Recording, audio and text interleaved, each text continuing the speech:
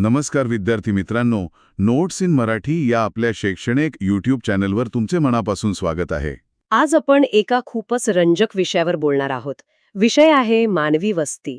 म्हणजे आपण जिथे राहतो ते गाव असो किंवा शहर, त्याची एक विशिष्ट रचना का असते यावर आपण सविस्तर चर्चा करणार आहोत.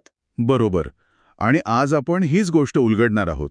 म्हणजे भारताची गावं आणि शहरं जशी दिसतात तशी ती का दिसतात? त्यांच्या रचनेत देशाचा इतिहास, समाज आणि भूगोल कसा लपलेला आहे हे आज आपण समजून घेऊया. चला तर मग. सुरुवात अगदी मुळापासून करूया. मानवी वस्ती ही संकल्पना नक्की आहे तरी काय? सोप्या भाषेत सांगायचं झालं तर मानवी वस्ती म्हणजे कोणत्याही आकाराच्या घरांचा समूह, जिथे माणसं राहतात. पण यात फक्त घरं नाहीत. अच्छा. लोक तिथे इतर गोष्टीही बांधतात. रस्ते आहेत, दुकानं आहेत, मंदिरं आहेत आणि महत्वाचं म्हणजे आपल्या आर्थिक गरजा पूर्ण करण्यासाठी ते एका विशिष्ट प्रदेशावर अवलंबून असतात. म्हणजे लोकांचं एकत्र येणं आणि संसाधनांसाठी एका भूभागाचा वापर करणं ही मूळ कल्पना आहे. अगदी बरोबर. हीच वस्ती प्रक्रियेची मूळ संकल्पना आहे. म्हणजे अगदी काही झोपड्यांच्या वाडीपासून ते मुंबईसारख्या महानगरापर्यंत हे सगळंच मानवी वस्तीत येतं. पण आपण साधारणपणे दोन मुख्य प्रकार करतो, ग्रामीण आणि शहरी. यात नेमका फरक काय असतो? हो, आकार हा तर एक फरक आहेच, पण त्यापेक्षाही खोलवर 3 महत्वाचे फरक आहेत. अच्छा, ते कोणते? पहिला आहे त्यांचा आर्थिक आधार. ग्रामीण वस्त्या आहेत ना, त्या थेट जमिनीवर अवलंबून असतात. त्यांच्या आर्थिक गरजा शेती, पशुपालन, मासेमारी अशा प्राथमिक कामांमधून भागतात. आणि शहरं? शहरांमध्ये याच्या उलट. तिथे कच्च्या मालावर प्रक्रिया केली जाते, नवीन वस्तू बनवल्या जातात आणि लोकांना वेगवेगळ्या प्रकारच्या सेवा पुरवल्या जातात. हे एका रेस्टॉरंटसारखं आहे का? म्हणजे ग्रामीण भाग हे किचन आहे, जिथे कच्चा माल तयार होतो, आणि शहर म्हणजे डायनिंग एरिया, जिथे त्यावर प्रक्रिया करून ते सर्व्ह केलं जातं. वा, खूपच छान उदाहरण आहे हे. अगदी तसंच आहे. आणि यामुळेच दुसरा फरक तयार होतो. तो म्हणजे कार्यात्मक संबंध. कार्यात्मक संबंध. हो, शहरं ही आर्थिक विकासाची केंद्र म्हणजे नोड्स बनतात. ती फक्त तिथल्या लोकांनाच नाही, तर आजूबाजूच्या ग्रामीण भागांनाही वस्तू आणि सेवा पुरवतात. आणि त्या बदल्यात त्यांना ग्रामीण भागाकडून अन्न आणि कच्चा माल मिळतो. अगदी बरोबर. हा सगळा व्यवहार वाहतूक आणि दळणवळणाच्या नेटवर्कवर चालतो. ठीक आहे. आर्थिक आधार आणि एकमेकांवर अवलंबून असणं हे मुद्दे कळले. पण मला सांगा, लोकांच्या रोजच्या जगण्यात त्यांच्या नात्यांमध्ये काही फरक जाणवतो का? हो, आणि तोच तिसरा आणि अत्यंत महत्वाचा फरक आहे. तो म्हणजे सामाजिक जीवन. ग्रामीण भागात लोकांची ये-जा तशी कमी असते. आयुष्य थोडं संथ असतं. त्यामुळे तिथले सामाजिक संबंध अधिक घनिष्ठ आणि वैयक्तिक असतात. लोक एकमेकांना नावानिशी ओळखतात. पिढ्यानपिढ्यांचे संबंध असतात. आणि शहरांमध्ये? शहरांमधलं आयुष्य खूप गुंतागुंतीचं आणि वेगवान असतं, है ना? इथे हजारो लोक एकत्र राहत असले तरी त्यांचे संबंध जास्ती करून औपचारिक आणि कामापुरते असतात. बरोबर. ग्रामीण आणि शहरी जीवनातला हा सामाजिक फरक खूपच महत्वाचा आहे. मला वाटते आपण आधी ग्रामीण भागाच्या रचनेबद्दल जाणून घेऊया. कारण भारताचा आत्मा खेड्यांमध्येच वसतो असं म्हटलं जातं. नक्कीच. तर या ग्रामीण वस्त्यांचे नेमके कोणते प्रकार आहेत? भारतातल्या ग्रामीण वस्त्यांचे मुख्यत्वे 4 प्रकार आहेत. हे वर्गीकरण घरांच्या रचनेनुसार आणि त्यांच्यातील अंतरानुसार केलं जातं. पण गंमत अशी आहे की ही रचना ठरते कशावरून, तर तिथला भूगोल, तिथली संस्कृती आणि लोकांच्या मनात असलेली सुरक्षिततेची भावना. अगदी बरोबर. या सगळ्याचा त्यावर परिणाम होतो. म्हणजे गावाचा नकाशा पाहिला की तिथल्या लोकांची जीवनशैली आणि त्यांच्या गरजा यांचा अंदाज येऊ शकतो. मग यातला पहिला प्रकार कोणता? पहिला प्रकार आहे केंद्रित वस्ती. नावाप्रमाणेच इथे घरे एकमेकांच्या अगदी जवळ दाटीवाटीने वसलेली असतात. म्हणजे तुम्ही सहज ओळखू शकता की हा राहण्याचा भाग आहे आणि इथून पुढे शेती किंवा जंगल सुरू होतं. आणि या वस्त्यांना एक विशिष्ट आकार असतो, नाही का? हो, यांना एक भूमितीय आकार असतो. आयताकृती, रेषीय असा. अशा वस्त्या कुठे जास्त दिसतात आणि का? या आपल्याला सुपीक गाळाच्या मैदानी प्रदेशात किंवा ईशान्येकडील राज्यांमध्ये जास्त दिसतात. पण यामागची कारणं खूप रंजक आहेत. खरं तर या वस्त्यांचा नकाशा आपल्याला मानवी प्रेरणा दाखवतो. आशा आणि भीती या दोन्ही गोष्टी. आशा आणि भीती? Yes. ते कसं काय? असं बघा, सुपीक मैदानी प्रदेशात लोक एकत्र राहतात कारण तिथे शेतीची मोठी संधी आहे. ही झाली आशा. पण बुंदेलखंड किंवा नागालँड सारख्या भागात लोक एकत्र का राहतात? तर चोऱ्या दरोड्यांपासून एकत्र राहण्यातच सुरक्षा आहे. ही झाली भीती. बरोबर. तसंच राजस्थानात पाण्याची प्रचंड कमतरता आहे. त्यामुळे पाण्याच्या स्रोताभोवती लोक वस्ती करतात. ही सुद्धा एका प्रकारची भीतीच आहे, पाणी न मिळण्याची. वाव. म्हणजे गावाचा आराखडा हा तिथल्या लोकांच्या मनातल्या आशा आणि भीतीचं प्रतिबिंब आहे. हे खूपच वेगळं आहे. आता दुसरा प्रकार, अर्धकेंद्रित वस्ती. याचा अर्थ काय होतो? याचा उगम केंद्रित वस्तीतूनच होतो. कल्पना करा की एक मोठं एकसंध गाव आहे, पण काही कारणांमुळे त्यातील काही लोक मुख्य गावापासून थोडेसे दूर जाऊन राहू लागतात. यालाच अर्धकेंद्रित वस्ती म्हणतात. पण ते दूर का जातात? जागेच्या अभावामुळे की यामागे काही सामाजिक कारणं असतात? बहुतेकदा यामागे सामाजिक किंवा वांशिक कारणच असतात. असं दिसतं की गावातील जमीनदार किंवा प्रबळ समाज गावाच्या मध्यवर्ती भागात राहतो, तर समाजातील निम्न स्तरातील लोक किंवा मजूर वर्ग गावाच्या थोडा बाहेर वेगळ्या वस्तीत राहतात. म्हणजे इथे वस्तीची रचना थेट सामाजिक उतरंडीशी जोडलेली आहे. हो, कधीकधी त्यांना मुख्य गावात राहू दिलं जात नाही किंवा ते स्वतःहूनच वेगळे राहणं पसंत करतात. गुजरातच्या मैदानी प्रदेशात आणि राजस्थानच्या काही भागांमध्ये हे स्वरूप स्पष्ट दिसतं. काही ठिकाणी तर असं दिसतं की एकाच नावाचं गाव पण ते अनेक लहान लहान तुकड्यांमध्ये विखुरलेलं असतं, म्हणजे वाड्यांमध्ये. अगदी बरोबर. तुम्ही तिसऱ्या प्रकाराचं वर्णन केलंत. यालाच वाड्या वस्त्या किंवा हॅमलेटेड सेटलमेंट म्हणतात. यात एक मुख्य गाव नसतं, तर अख्खं गावच अनेक लहान घटकांमध्ये विभागलेलं असतं. आणि त्या सगळ्यांचं नाव एकच असतं. हो, या लहान घटकांना वेगवेगळ्या ठिकाणी वेगवेगळी नावं आहेत. कुठे पाना म्हणतात, कुठे पाडा, पल्ली, नागला, ढाणी. या विभागणीमागेही अनेकदा सामाजिक आणि वांशिक घटकच कारणीभूत असतात. आणि या कुठे आढळतात? मध्य आणि निम्न गंगा मैदान, छत्तीसगड आणि हिमालयाच्या खोऱ्यांमध्ये अशा वस्त्या भरपूर आहेत. आणि शेवटचा, चौथा प्रकार म्हणजे विखुरलेली वस्ती. या नावातच तिचं स्वरूप दडलेलं आहे. इथे घरं एकमेकांपासून खूप लांब असणार. बरोबर. ही वस्ती आपल्याला दुर्गम जंगलं, लहान टेकड्या किंवा अत्यंत डोंगराळ भागात दिसते. यात घरं म्हणजे एक-एकटी झोपडी किंवा काही झोपड्यांचा लहानसा समूह असतो, जो एकमेकांपासून खूप दूर वसलेला असतो. पण असं का? यामागे तिथला खडबडीत भूगोल आणि संसाधनांची कमतरता कारणीभूत असते. सपाट जमीनच उपलब्ध नसते.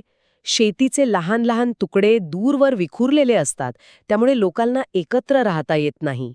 मेघालय, उत्तराखंड, हिमाचल प्रदेश आणि केरळच्या काही भागांमध्ये निसर्गच लोकांना असं विखुरलेलं जीवन जगायला भाग पाडतो. खरंच, ग्रामीण वस्त्यांचे हे 4 प्रकार भारताची भौगोलिक आणि सामाजिक विविधता किती सुंदरपणे दाखवतात.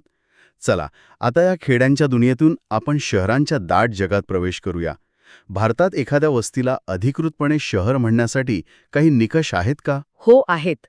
1991च्या जनगणनेनुसार शहरी वस्ती म्हणून ओळखल्या जाण्यासाठी काही स्पष्ट निकष ठरवले आहेत. पहिला आणि महत्त्वाचा निकष म्हणजे त्या ठिकाणी नगरपालिका, महानगरपालिका किंवा कॅन्टोन्मेंट बोर्ड असायला हवा. आणि जर अशी कोणतीही संस्था नसेल तर? तरीही काही वस्त्यांना शहर मानलं जाऊ शकतं. पण त्यासाठी 3 अटी पूर्ण कराव्या लागतात. त्या कोणत्या? पहिली अट, किमान लोकसंख्या 5,000 असावी. दुसरी, लोकसंख्येची घनता प्रति चौरस किलोमीटर किमान 400 व्यक्ती असावी. आणि तिसरी अट, जी खूप महत्वाची असणार. हो, ती म्हणजे तिथल्या किमान 75% पुरुष कामगारांनी गैरकृषी कामांमध्ये गुंतलेले असावे. 1 मिनिट, इथे फक्त पुरुष कामगारांचा उल्लेख का आहे? महिलांच्या कामाचा विचार या व्याख्येत नाहीये का? हा खूप योग्य आणि महत्त्वाचा प्रश्न आहे. ही 1991च्या जनगणनेतील व्याख्या आहे आणि ती त्या काळातील सामाजिक दृष्टिकोन दर्शवते, जिथे पुरुषांच्या कामालाच मुख्य आर्थिक काम म्हणून गणले जात होते. म्हणजे आजच्या काळात ही व्याख्या अपुरी वाटते? नक्कीच, कारण आता महिलांचा कामातील सहभाग खूप वाढला आहे. पण अधिकृत व्याख्येनुसार अजूनही हाच निकष वापरला जातो. हे जाणून घेणं महत्वाचं होतं. आता भारतातील शहरांच्या इतिहासाकडे वळूया. हा हजारो वर्षांचा प्रवास कसा घडला, याची काही टप्प्यांमध्ये विभागणी करता येईल का? हो, नक्कीच करता येईल. भारतातील शहरांच्या उत्क्रांतीचे आपण 3 स्पष्ट टप्पे पाहू शकतो. पहिला टप्पा आहे प्राचीन शहरे. यांना 2000 वर्षांहून अधिक जुना इतिहास आहे. वाव. ही शहरं प्रामुख्याने धार्मिक आणि सांस्कृतिक केंद्रे म्हणून विकसित झाली. वाराणसी हे याचं सर्वोत्तम उदाहरण आहे. याशिवाय प्रयाग, पाटलीपुत्र, मदुरई ही सुद्धा अशीच कालातीत शहरं आहेत. म्हणजे ही सत्तेची नाही तर श्रद्धेची आणि ज्ञानाची केंद्र होती. त्यानंतर आला मध्ययुगीन काळ. तेव्हा काय बदल झाला? मध्ययुगीन काळात दुसरा टप्पा सुरू झाला. या काळात सुमारे 100 नवीन शहरं विकसित झाली, जी विविध संस्थाने आणि राज्यांची मुख्यालय होती. ही सत्तेची केंद्र होती, त्यामुळे त्यांच्याभोवती किल्ले आणि तटबंदी असायची. उदाहरणार्थ दिल्ली, हैदराबाद, जयपूर, लखनौ, आग्रा ही या काळातील महत्वाची शहरं आहेत. आणि मग तिसरा टप्पा जो युरोपियनांच्या आगमनाने सुरू झाला. त्यांनी तर भारताचा नकाशाच बदलून टाकला असं म्हणतात. अगदी खरं आहे. ब्रिटिश आणि इतर युरोपियनांनी आधुनिक शहरांचा पाया घातला. त्यांनी भारताची आर्थिक रचनाच बदलली. सुरुवातीला त्यांनी सुरत, दमण, गोवा यांसारखी व्यापारी बंदरं विकसित केली. मग त्यांनी मुंबई, चेन्नई आणि कोलकाता या 3 शहरांना आपली सत्ता केंद्र बनवलं. यानंतर त्यांनी प्रशासकीय केंद्र आणि हिल स्टेशन्स पण विकसित केली ना? हो, आणि 1850 नंतर पहिल्यांदाच केवळ उद्योगांवर आधारित जमशेदपूरसारखी परिकल्पित शहरे म्हणजे प्लॅन्ड सिटीज वसवली. आणि स्वातंत्र्यानंतरही ही प्रक्रिया सुरूच राहिली. भारताने स्वतःच्या गरजांनुसार नियोजनबद्ध पद्धतीने अनेक नवीन शहरं विकसित केली. यात चंदीगड, भुवनेश्वरसारखी प्रशासकीय शहरं होती, तर दुर्गापूर, भिलाईसारखी मोठी औद्योगिक केंद्रही उभारली गेली. या सगळ्यामुळे भारतातील शहरी लोकसंख्या प्रचंड वाढली असेल. सध्या नागरीकरणाची स्थिती काय आहे? 2011च्या जनगणनेनुसार भारतातील नागरीकरणाची पातळी 31.16% होती. आता विकसित देशांच्या तुलनेत हा आकडा खूपच कमी वाटतो. पण यात एक दुसरी बाजू आहे. 20व्या शतकात भारताची शहरी लोकसंख्या तब्बल 11 पटीने वाढली आहे. म्हणजे वाढीचा वेग प्रचंड आहे. मात्र गेल्या 2 दशकात हा वेग थोडा मंदावलेला दिसतो. ठीक आहे. आता आपण शहरांच्या कामाकडे येऊया. प्रत्येक शहराची एक ओळख असते.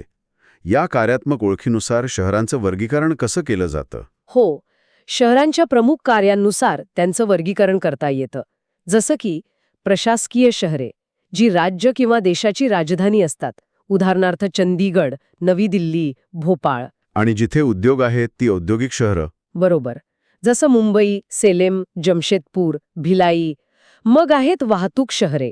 यात कांडला, कोची यांसारखी बंदरं येतात, किंवा आग्रा, मुगलसराई यांसारखी देशांतर्गत वाहतुकीची मोठी केंद्रे येतात. या व्यतिरिक्त अजूनही काही खास प्रकारची शहरं आहेत का? हो, आहेत की. जसं की लष्करी छावणी किंवा गॅरिसन टाउन्स. उदाहरण अंबाला, जालंधर. काही शैक्षणिक शहरे आहेत, जी शिक्षणाची पंढरी बनली आहेत. रुरकी, अलीगड. मग येतात धार्मिक आणि सांस्कृतिक शहरे. वाराणसी, मथुरा, अमृतसर. अगदी. आणि शेवटी पर्यटकांना आकर्षित करणारी पर्यटन शहरे, जसं की नैनिताल, शिमला, उटी. ही यादी बरीच मोठी आहे. पण मला एक प्रश्न पडलाय, एखादं शहर फक्त एकाच प्रकारात बसतं का? म्हणजे मुंबईला फक्त औद्योगिक म्हणायचं, तिथे तर इतरही अनेक गोष्टी चालतात. हां, खूप महत्वाचा मुद्दा आहे. खरं तर शहरांचं स्वरूप कधी स्थिर नसतं, ते सतत बदलत असतं. कोणतंही शहर फक्त एकच काम करत नाही, पण सुरुवातीला एखादं विशिष्ट कार्य त्या शहराच्या विकासाला चालना देतं आणि त्याची ओळख बनतं. पण जसं जसं ते शहर वाढतं. बरोबर. जसं जसं ते शहर वाढतं, विशेषतः जेव्हा ते महानगरात रूपांतरित होतं, तेव्हा ते बहुकार्यात्मक म्हणजे मल्टीफंक्शनल बनतं. म्हणजे त्याची एक ओळख पुसून अनेक ओळखी तयार होतात. अगदी. मग इथे उद्योग, व्यवसाय, प्रशासन, वाहतूक, शिक्षण अशी अनेक कार्य महत्वाची ठरतात. आणि ती इतकी गुंतलेली असतात की त्या शहराला कोणत्याही एका विशिष्ट वर्गात ठेवणं कठीण होऊन बसतं. मुंबई हे याचं उत्तम उदाहरण आहे. हे अगदी पटलं. चला तर आजच्या या विस्तृत चर्चेचा समारोप करूया. नक्कीच. तर आज आपण मानवी वस्त्यांच्या दुनियेत एक खोलवरचा प्रवास केला. आपण वस्तीच्या व्याख्येपासून सुरुवात केली आणि मग ग्रामीण आणि शहरी जीवनातील आर्थिक, सामाजिक आणि कार्यात्मक फरक समजून घेतले. त्यानंतर आपण भारतातील ग्रामीण वस्त्यांच्या 4 मुख्य प्रकारांची ओळख करून घेतली. केंद्रित, अर्धकेंद्रित, वाड्या वस्त्या आणि विखुरलेल्या. या रचनांमागे दडलेली भौगोलिक आणि सामाजिक कारणं आपण पाहिली. मग आपण शहरांच्या जगात प्रवेश केला, त्यांची उत्क्रांती कशी झाली हे पाहिलं. आणि शेवटी शहरांच्या विविध कार्यात्मक ओळखींवरही प्रकाश टाकला. बरोबर. आजची चर्चा संपवताना ऐकणाऱ्यांसाठी एक विचार करायला लावणारा प्रश्न सोडून जाऊया. नक्कीच. आपण पाहिलं की सुरुवातीला एखादं विशिष्ट कार्य करणारी शहरं जसजशी मोठी होतात तसतशी ती बहुकार्यात्मक बनतात. तर प्रश्न हा आहे की ह्या प्रक्रियेत त्या शहराची मूळ ओळख, मग ती धार्मिक असो, औद्योगिक असो किंवा पर्यटन, कुठेतरी हरून जाते की ती अधिक समृद्ध आणि बहुआयामी बनते. यावर विचार करायला नक्कीच वाव आहे.